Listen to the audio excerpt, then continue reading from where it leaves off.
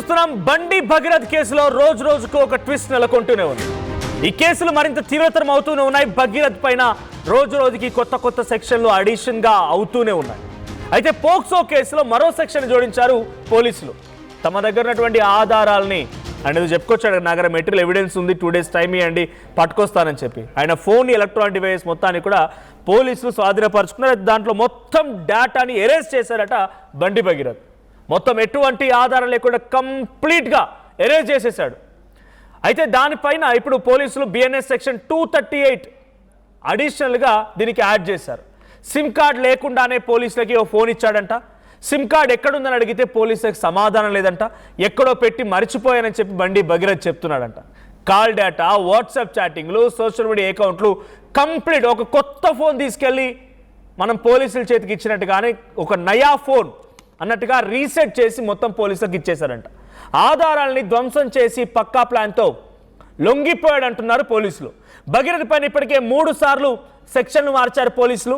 మొదట 8th May రోజున ఆయన పైన నమోదైనటువంటి సెక్షన్లు 74 and 75 of BNS and 11 red with 12 of POCSO act. ఇది 3 ఏళ్లకు లోబడి లేదా 5 ఏళ్లకు లోపల ఆయనకు శిక్ష వేసేటువంటి ఒక సెక్షన్స్. ఇది మొదటి రోజున బాధితురాలు తల్లి ఇచ్చిన ఫిర్యాదు ఆధారితంగా నమోదైన సెక్షన్లు. ఇకపోతే 12th May రోజున 5 of 1 రెడ్ విత్ 6 ఇది పోక్సో యాక్ట్ కింద నమోదు చేసిన మరో కొత్త సెక్షన్. ఇది 12th May రోజున ఆ అమ్మాయి యొక్క స్టేట్మెంట్ రికార్డ్ చేసిన తర్వాత సిట్ అధికారులు అడిషనల్గా నమోదు చేసిన సెక్షన్ ఇది చాలా పక్కాగా ఆ అమ్మాయి పైన ఆ అఘాయిత్యం జరిగింది అని నిరూపించడానికి అడిషనల్గా యాడ్ చేసిన సెక్షన్. ఇకపోతే 18th May రోజు 2 రోజుల క్రితం 64 of 2 బిఎన్ఎస్ సెక్షన్ కింద కేసు నమోదైంది. అంటే రిపీటెడ్గా అమ్మాయి పైన అఘాయిత్యానికి పాల్పడడం రకంగా ఈ సెక్షన్ జోడించారు. ఇక ఫైనల్గా నిన్న అంటే ఈరోజు ఉదయాన్నే నిన్న సాయంత్రానికల్లా బిఎన్ఎస్ సెక్షన్ 238 అంటే ఎలక్ట్రానిక్ డివైజెస్ని స్వాధీనపరుచుకున్న పోలీసులు కంప్లీట్ జీరో ఎవిడెన్స్, ఎటువంటి ఎవిడెన్స్ లేకుండా సోషల్ మీడియా అకౌంట్స్ డిలీట్ అయిపోయాయి. సిమ్ కార్డ్ లేదు, ఫొటోస్ లేవు, వీడియోస్ లేవు, ఏం లేవు. ఒక నయా ఫోన్ కొనుక్కొచ్చి పోలీసుల చేతికి ఇచ్చినట్టుగా మొత్తం ధ్వంసం చేసి ఆ ఫోన్ తీసుకెళ్లి భగీరథ్ పోలీసుల చేతిలో పెట్టాడంట. ఇది రోజుకి వాళ్ళు అనుకున్నారు ఏమైద్దిలే మా నాన్న కేంద్ర మంత్రి అనుకున్నాడేమో భగీరథ్. పాపం ఈరోజు ఆయన తండ్రి కూడా హ్యాట్స్ ఆఫ్ చెప్పాలి, బండి సంజయ్ కూడా. ఆయన కొడుకు డైరెక్ట్గా పోలీసు చేతులు లొంగిపోయినా కూడా ఏమాత్రం ప్రభావితం చేయకుండా బయటే ఉన్నాడు. ఆయన కనీసం ములాఖాత్లో కూడా కలవలేదు. ఏక్తా యాత్రలో కూడా ఎవరైనా సరే చట్టం ముందు అందరూ సమానమైన మాటను కూడా బండి సంజయ్ మాట్లాడుకొచ్చారు.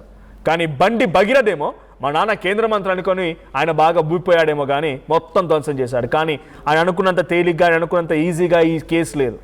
పోక్సో కేసు తర్వాత continuous assaultation repeated and then after ఆయన కేసులో ఉన్నటువంటి ఆధారం ధ్వంసం చేసినందుకు ఒకదాని తర్వాత ఒకటి బండి భగీరథ్ చుట్టూ ఉచ్చు బిగుస్తోంది. ఉచ్చు బిగడం కాదు, ఆల్రెడీ బిగిసింది, అది మరింత గట్టిగా అవుతోంది.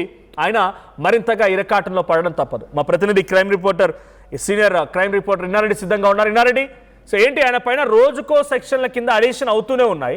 మొదట 5 years బిలో సెక్షన్ అమలయ్యే విధంగా కొన్ని సెక్షన్లు పెట్టారు, పొలిటిసైజ్ అయ్యారు, పోలీసులు కొంత ప్రెషర్ లోనయ్యారన్న రకంగా చర్చ జరిగింది. ఆ తర్వాత సిట్ అధికారుల నేతృత్వంలో మరొక సెక్షన్ అడిషనల్గా జాయిన్ అయింది. అది 5 of 1 రెడ్ విత్ 6 అంటే కంప్లీట్గా అఘాయిత్యం జరిగినట్టుగా నిర్ధారిస్తూ. ఆ తర్వాత మళ్ళీ కంటిన్యూస్ రిపీటెడ్ అసాల్టేషన్, సెక్షువల్ అసాల్ట్కి పాల్పడ్డట్టుగా, ఇప్పుడు ఎవిడెన్స్ని కిల్ చేసినట్టుగా. ఇవన్నీ కూడా ఇంకా భగీరథ్ తనంతట తానే సమస్యను ఎక్కువ కొని తెచ్చుకుంటున్నాడా?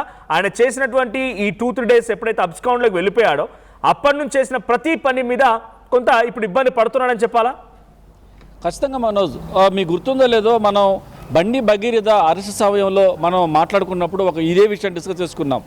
అతను జనరల్గా ఈ అరెస్ట్ ప్రొసీడింగ్స్లో అతను అరెస్ట్ చేసిన తర్వాత అతను మొబైల్ సీజ్ చేయడం జరుగుతూ ఉంది. ఆ మొబైల్లో ఎలాంటి డేటా లేకుండా తిరిగి ఇస్తానని చెప్పేసి మనం గతంలోనే చెప్పుకోవడం జరిగింది. అది ఇప్పుడు వాస్తవం అయిపోయింది.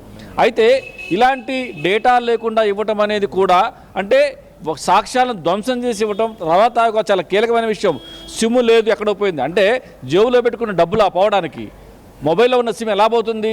ఇంటెన్షనల్గా తీసి బయటపడేస్తే తప్పించి ఆ సిమ్ పోయే అవకాశం లేదు అని ఏ కామన్ మనకైనా తెలుస్తూ ఉంది. సో ఇలాంటి పరిస్థితుల్లో బండి భగీరథ ఎట్లయినా సరే బయటపడాలి. ఒకవేళ పోలీసు చేతి చిక్కితే కదా నేను దొరికేది. సో ఎవిడెన్స్లు లేవు కాబట్టి నేను చేయలేరని చెప్పేసి ఆయన చాలా తెలివిగా, అంటే మరి అడ్వకేట్ అప్రోచ్ చేయడం లేదో తెలియదు కానీ చాలా తెలివిగా పనిచేసేది తెలుస్తూ ఉంది. అది మరో సెక్షన్ యాడ్ అవడానికి కారణం అయిపోయింది.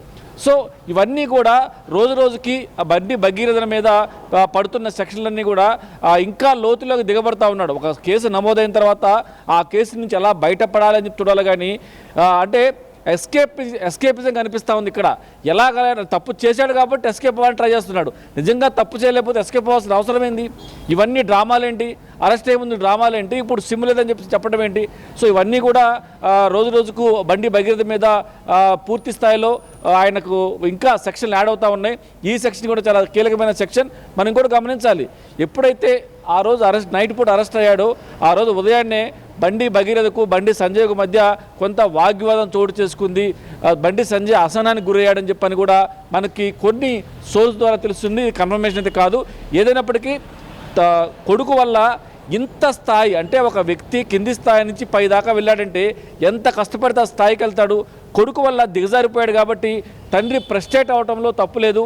కానీ కొడుకు కాబట్టి కొన్ని విషయాల్లో ఆయన ముందస్తు అడుగులు వేసి చివరకు ఆయనే నేరస్తుగా మిగిలాల్సిన పరిస్థితి వచ్చింది. కాబట్టి ఖచ్చితంగా దీని మీద ఆయన చాలా సీరియస్గా ఉన్నట్టు తెలుస్తూ ఉంది. మరి రాబోయే రోజుల్లో ఇంకా చాలా కీలకమైన అంశం మనం చెప్పుకున్నాం ఆల్రెడీ గతంలోనే. ఈ విషయంలో ఎక్కడెక్కడైతే ఇన్సిడెంట్ జరిగిందో, ఇన్సిడెంట్ జరిగినప్పుడు దాదాపుగా బండి భగీరథ ఫ్రెండ్స్ 10 మందికి ఇన్వాల్వ్మెంట్ ఉంది, వాళ్ళ స్పాట్లో ఉన్నారని చెప్పిన తర్వాత ఒక్క ఇన్సిడెంట్ అయినా ఇంకా చాలా జరిగాయా అన్న దాని మీద కూడా చాలా కీలకమైన దర్యాప్తు కొనసాగుతూ ఉంది. ఇప్పటికే కొంతమంది స్నేహితులను విచారించారు, వాళ్ళ మొబైల్ కూడా సీజ్ చేశారు అది తెలుస్తూ ఉంది. కానీ ఎక్కడ కూడా అఫీషియల్ స్టేట్మెంట్ కాదు, ఇది మనకు అందుతున్న సమాచారం మాత్రమే. మొత్తంగా మనం గతంలో చెప్పుకున్నాం 10 మంది బండి భగీరథ స్నేహితులు, ఇదే కాకుండా 14 మంది ఇన్ఫ్లుయెన్సర్స్, వీళ్ళందరి మీద కేసులు మొదలవుతూ ఉన్నాయి. ఈ బండి భగీరథ కేసులో కావాలని చెప్పి అమ్మాయిని డీఫేమ్ చేసే ప్రయత్నం చేసిన అందరి మీద కూడా చాలా సీరియస్ సెక్షన్లు పెట్టబోతున్నారు. ఇది మామూలు విషయం కాదు. ఒక సెన్సిటివ్ ఇష్యూలో బాధితురాలు ఫోటోలు వీడియోలు పబ్లిష్ చేయడమే కాకుండా ఆమె గురించి అసభ్యకరంగా మాట్లాడటం, డీఫేమ్ చేయటం, ఇవన్నీ కూడా నేరానికి మాత్రం చాలా దారుణమైన పరిస్థితి. కొంతమంది వీడియోలో స్టేట్మెంట్ ఇస్తున్నారు, ఎవరైతే ఈ రకంగా అమ్మాయిని బ్లేమ్ చేశారో మమ్మల్ని ఏం చేస్తారు, మేము దేనికైనా సిద్ధం. భగీరథ విషయం మాట్లాడుతూ ఉంటే భగీరథ ఇలాంటి సమాధానాలు చెప్తుంటే పోలీసుల వైపు నుంచి యాక్షన్ ఏంటి? అంటే టెక్నికల్ గా ఆ డేటా మొత్తం రిట్రైవ్ అవుతోందా, పాసిబుల్ అవుతోందా? లేదు, ఆయన సిమ్ విషయంలో ఎవరైతే తనని ఆ కేసు నమోదైన నాటి నుంచి ఇప్పటి వరకు దాచిపెట్టారు, ఎక్కడున్నారు, ఏం చేశారు, ఎవరిని కలిసారు, ఎవరితో పాటుగా ఉన్నారు, మిమ్మల్ని ప్రొటెక్ట్ చేసింది ఎవరు, ఇవన్నీ క్వశ్చన్లు పోలీసులు అడుగుతున్నారా బండి భగీరథని? ఎందుకంటే పోక్సో యాక్ట్లో నిందితుడిని దాచిపెట్టడం కూడా it's a biggest crime. Yeah, మీరు అన్నది కరెక్టే మనో. దీంట్లో ప్రధానంగా మరొక 2 రోజుల్లో దీని మీద కోర్టు నుంచి ఆర్డర్ తీసుకుని వచ్చిన తర్వాత పోలీస్ కస్టడీలో పిన్ టు పిన్ ఆ రోజు కేసు నమోదప్పటి నుంచి ఎక్కడి నుంచి వెళ్ళావు, ఎక్కడికి వెళ్ళావు, ఎవరి దగ్గర ఉన్నా, ఎవరు ప్రొటెక్షన్ ఇచ్చారో, ఎవరితో కాంటాక్ట్లో ఉన్నా అన్న అన్ని విషయాల మీద కొంత సమాచారం ఉంది. టెక్నికల్గా కొంత సమాచారాన్ని సేకరించారు. ఆ సమాచారాన్ని బండి భగీరథ ఎదురుగా పెట్టి ప్రశ్నించే అవకాశం ఉంది. ఇదే కాకుండా మనం చెప్పుకుంటూ వస్తున్నాం, దీంట్లో బండి సంజయ్ గారిని కూడా విచారించే అవకాశం ఉంది. అంటే ఈ విషయాన్ని తప్పుదో పట్టించే ప్రక్రియ బండి సంజయ్ చేశారని చెప్పిన ఆరోపణల మీద కూడా ఆయన్ని ప్రశ్నించి అడిగి తెలుసుకొని, మీకు సమాచారం తెలిసిన తర్వాత ఎప్పుడు తెలిసింది, ఈ విషయం మీ దృష్టికి ఎప్పుడు వచ్చింది, దాని మీద మీరు ఎవరితో కాంటాక్ట్లో ఉన్నారు, ఎప్పుడు మాట్లాడారు అని చెప్పిన అన్ని విషయాలను కూడా బండి సంజయ్ గారిని అడిగే అవకాశం కూడా చాలా స్పష్టంగా ఉంది. దీంట్లో మీడియేషన్ చేసిన ఒక జర్నలిస్ట్ని కూడా విచారణ చేసి, సంఘపర జర్నలిస్ట్ కూడా విచారణ చేసి అసలు మీరు దీంట్లో ఎలా ఇన్వాల్వ్ అయ్యారు, ఎవరి ఇంట్రెస్ట్ తోటి మీరు వాళ్ళ మధ్య మీడియేషన్ వెళ్ళారు, ఆ సమయంలో మా దగ్గర ఫుల్ మెటీరియల్ ఎవిడెన్స్ ఉంది, చాలా పర్ఫెక్ట్ ఎవిడెన్స్ ఉంది, మేము 2 days లో వస్తానని చెప్పి రిప్లై ఇచ్చిన బండి భగీరథ. ఎందుకంటే సిటారికా నోటీస్ ఇచ్చినప్పుడు రిప్లై ఈ రకంగా వచ్చింది. ఈ 2 days కాస్త సుమారుగా 5 days అయింది. 19th ఆయన రీసెంట్గానే పోలీస్ ఎయిట్కి వచ్చి ఆయన అరెస్ట్ అయ్యాడు, పోలీస్ అరెస్ట్ చేశారు ఆయన్ని.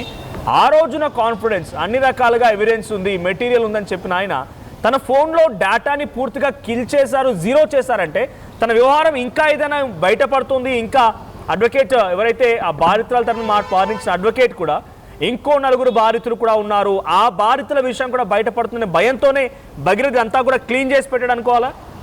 ఎగ్జాక్ట్లీ, మీరు చెప్పింది 100% కరెక్ట్ మనోజ్. ఇవన్నీ ఆల్రెడీ ఒక విషయం బయటకు వచ్చిన దానికే ఇంత రచ్చ అవుతుంది, ఇంత ఇష్యూ జరుగుతూ ఉంది. మిగిలిన విషయాలు బయటపడితే ఇక నేను పూర్తిగా అసలు జైల్లో నుంచి బయటికి రాలేను శాశ్వతంగా చెప్తున్న నేపథ్యంలో జాగ్రత్త పట్టడానికి చేసిన చర్య అది మెడకు చుట్టుకునే అవకాశం స్పష్టంగా కనిపిస్తూ ఉంది. పోలీసులు ఒక జ్యుడిషియల్ కోర్టు ముందు కొన్ని విషయాలు వెల్లడించినప్పుడు పీపీ గారు ఆషామాషిగా ఆ వ్యవహారాన్ని బయట పెట్టరు. డైరెక్ట్గా సాక్ష్యాలున్న ఎవిడెన్స్లున్న తర్వాత మాత్రమే ఆ విషయాన్ని జడ్జి ముందు గారు చెప్పే అవకాశం ఉంది. కాబట్టి అవి కూడా బయటకు వచ్చే అవకాశం ఉంది. ఒక పబ్లిక్ కోర్టు ముందు ఇంత పెద్ద ఎలిగేషన్ వేశారు, 1 కాదు 2 కాదు 3 అని చెప్పి అంటున్నారు. దాన్ని తేల్చాల్సింది పోలీసులే. ఒకవేళ పీపీ గారు జడ్జి ముందు చెప్పినప్పుడు కూడా ఎవిడెన్స్ లేకుండా మారే అవకాశం లేదు. అలాగనే పోలీస్ ఇన్వెస్టిగేషన్లు కూడా ఒక్కొక్కటిగా బయటపడుతున్నాయని తెలిసింది. మనం గమనించవచ్చు, గతంలో చాలా కేసులు జరిగాయి కానీ మనకి ఎక్కడో చాట ఇన్ఫర్మేషన్ వచ్చేది. కానీ ఈ విషయంలో కోర్టులో పిటిషన్ చేసిన వ్యవహారం కానీ, ఇన్వెస్టిగేషన్ ప్రాసెస్ కానీ, తర్వాత దీంట్లో 10 మంది స్నేహితులు విచారణ చేసే వ్యవహారం కావచ్చు, తర్వాత సోషల్ మీడియా ఇన్ఫ్లుయెన్స్ మీద ఎఫ్ఐఆర్ అనే విషయం కావచ్చు, ఏది కూడా బయటికి రాకుండా చాలా జాగ్రత్తగా మన తెలంగాణ డీజీపీ సివి ఆనంద్ గారు చాలా స్ట్రిక్ట్గా విషయాన్ని ఇన్వెస్టిగేషన్ చేయండి, బయటికి రాకుండా ఎక్కడ కూడా పోలీసులకు సంబంధించి అంటే పోలీసులు ఇలా వదిలేశారు, తర్వాత పోలీస్ ఇన్వెస్టిగేషన్ సరిగా లేదనే విషయం కాకుండా పర్ఫెక్ట్గా as per law, as on law ప్రకారం మీరు ముందుకెళ్ళండి. పబ్లిసిటీ మనకు ముఖ్యం కాదు. దీంట్లో ఎవిడెన్స్ సేకరించి ఆ ప్రాసిక్యూషన్లో మనం పెట్టిన కేసులు కావచ్చు, మనం ఇచ్చిన ఎవిడెన్స్లు కావచ్చు, కరెక్ట్గా నిరూపించడంలో మనం పర్ఫెక్ట్గా ఉండాలని చెప్పని డీజీపీ గారు స్పష్టంగా చెప్పడం తెలుస్తూ ఉంది. అలాగే మనం చూసాం సిట్ 1, సిట్ 2 2 లేడీ ఆఫీసర్లే ప్రస్తుతం సిట్ 1 కూడా నడుస్తూ ఉంది. దీంట్లో చాలా కీలకమైన సమాచారం సేకరిస్తూ ఉన్నారు. మరోవైపున జడ్జి గారికి సంబంధించిన విషయాన్ని కూడా సోషల్ మీడియా పెట్టి అతన్ని అరెస్ట్ చేయడం జరిగింది. ఇంకా చాలామంది ఈ రకమైన పోస్టులు పెట్టారు జడ్జి గారు వ్యతిరేకంగా, సోషల్ మీడియాలో పెట్టిన విషయాలు కూడా మనకు తెలుస్తూ ఉన్నాయి. మొత్తం మీద ఈ 2 సిట్లు కూడా చాలా తీవ్రంగా కృషి చేయడమే కాకుండా ఎక్కడెక్కడి నుంచో ఇన్ఫర్మేషన్ సేకరించి తెలంగాణ పోలీస్ దగ్గర ఉన్న హై ఎండ్ టెక్నాలజీ ఏమైతే ఉందో దాని ఆధారంగా ఈరోజు బండి భగీరథ సిమ్ ఇవ్వకపోవచ్చు, మొబైల్ ఇవ్వకపోవచ్చు, కానీ ఆల్టర్నేట్గా ఎలా సేకరించాలి, ఏ రకంగా సమాచారాన్ని తీసుకోవాలని చెప్పి దాని మీద ఆల్టర్నేట్ టెక్నాలజీ కూడా ఉంది. దాంట్లో మొబైల్లో నువ్వెంత డిలీట్ చేసినా కూడా ఖచ్చితంగా దాంట్లో ఇన్ఫర్మేషన్ ఉంటుంది. ఒకవేళ ఇది అంటే ఉపయోగించిన మొబైల్ కాకుండా ఆ మొబైల్ ఎక్కడో పడేసి వేరే మొబైల్ తీసుకొచ్చి సరెండర్ చేస్తే కూడా అది కూడా ఇప్పుడు పెట్టిన సెక్షన్లో చాలా తీవ్రమైన నేరంగా పరిగణించబడే అవకాశం కనిపిస్తోంది. మొత్తం మీద ఎక్కడికక్కడ స్కిప్ అవడానికి చేస్తున్న ప్రయత్నాలన్నీ కూడా చివరకు బండి మెడక చుట్టుకునే అవకాశాలు చాలా స్పష్టంగా కనిపిస్తూ ఉన్నాయి. Manoj. Right, thank you Nareddy, thank you for the updates. మొత్తంగా బండి భగీరథ్ కేసులో మరొక కొత్త సెక్షన్ ని జోడించారు పోలీసులు. సెక్షన్ BNS 238ని జోడించారంటే పూర్తిగా ఎవిడెన్స్ ని కిల్ చేశాడు. ఆయన ఎలక్ట్రానిక్ డివైసెస్ ని పోలీసులు స్వాధీనపరుచుకుంటే దాంట్లో జీరో ఏం లేదు. ఒక నయా ఫోన్, ఓ కొత్త ఫోన్ తీసుకొచ్చి సిమ్ ఏదని అడిగితే మర్చిపోయాను ఎక్కడో పెట్టానని చెప్పి అన్నట్టుగా భగీరథ్ సమాధానం వచ్చిందన్నట్టుగా తెలుస్తోంది. బట్ ఏదేం జరిగినా ఈ రకంగా ఎన్ని కుట్రలు కుయుక్తులు ఎన్ని రకాలుగా దాచాలనేటువంటి ప్రయత్నం కనిపించినా వాటిని ఛేదించే పనిలో ఉన్నారు పోలీసులు. బహుశా ఆయన పైన వస్తున్న ఆరోపణలు మరింతగా కఠినతరమయ్యే అవకాశం ఉంది. అటు అడ్వకేట్ మాట్లాడుతున్న తరంలో కూడా ఇంకా 4 బాధితులున్నారని చెప్పేటువంటి మాటని అడ్వకేట్ చెప్పుకొచ్చారు బాధితుల తరఫున. కాబట్టి సో ఇవన్నీ కూడా బయటపడిపోతాయి, నా యాక్టివిటీస్ మొత్తం బయటపడతాయనే భయంతోనే భగీరథ్ ఫోన్లో డేటాను డిలీట్ చేశారా? ఆ రోజు నోటీస్ ఇచ్చిన రోజున ఫుల్ కాన్ఫిడెంట్గా 2 డేస్లో వస్తాను, I'm having full material evidence, నేను వాటితో ప్రొడ్యూస్ చేస్తానని చెప్పినటువంటి ఆ కాన్ఫిడెన్స్ ఏడబోయింది? అంత కాన్ఫిడెన్స్ కాస్త ఇప్పుడు ఫోన్ డేటా మొత్తం డిలీట్ చేసే వరకు వచ్చిందా?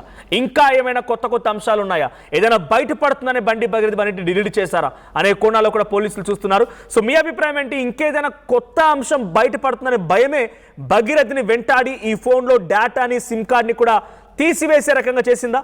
మీ అభిప్రాయం ఏంటి? కామెంట్ చేయండి.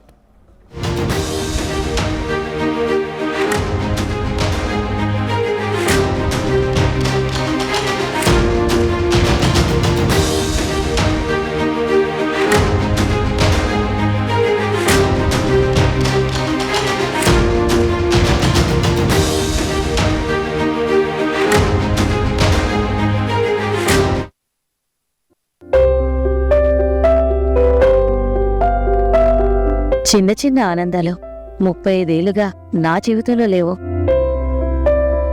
35 ఏళ్లుగా నేను డైపర్లలో బ్రతికాను. 6 సెంటీమీటర్ల ఫిస్టులా నా మూత్రాశయంలో లీక్ కారణమైంది. ఎవరూ నాకు సహాయం చేయలేకపోయారు.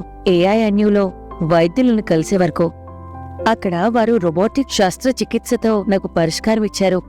వారు నా ఆత్మవిశ్వాసాన్ని కూడా తిరిగిచ్చారు. Precision care makes it possible. The Center for Robotic Surgery at AINU